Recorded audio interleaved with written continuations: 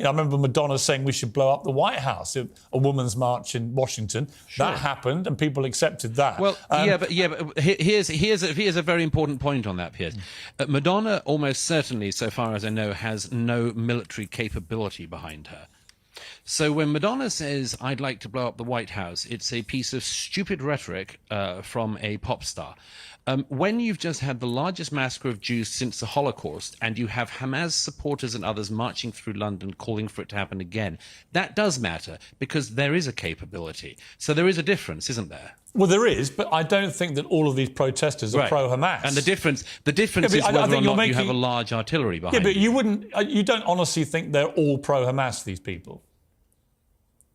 Well, I think that anyone who, for instance, chants things like "from the river to the sea" is in fact yes, but they're not all doing that, or is criminally ignorant. Oh well, they are. I mean, there's masses of videos of them marching past Westminster Abbey last week saying exactly that. Yeah, but they're not all doing it. Marching past the statue of Winston Churchill last week. I've watched the videos, and there are lots of people chanting, and some who aren't. Okay, well, here's a challenge.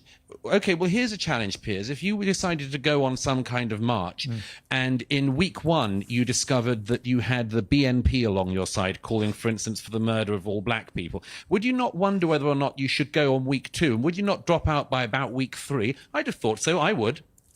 That's a good question. And yes, I would.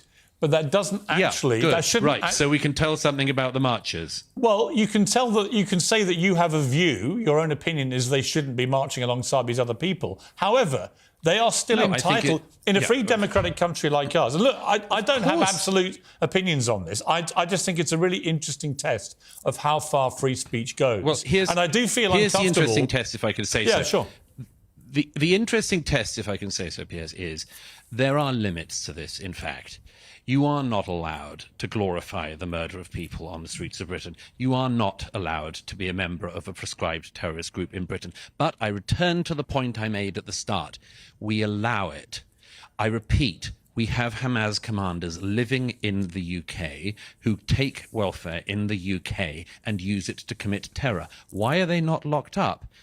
Because we have laws that we don't pursue. Yeah. We have criminal charges that we don't use. The person in particular I'm thinking of, Mohammed Sawalha, got British citizenship. You're meant to sign a form saying you're a person of good character to become a British citizen. Can you say that somebody who was a former military commander of Hamas in the West Bank is, quote, a person of good character? I'd say not. So again, like the police, like many other people, the border control in the UK doesn't enforce the law, doesn't care to do so. And I repeat, there is a serious problem with this in the UK. Israel, as you can see tonight, can look after itself. I wonder if Britain can say the same.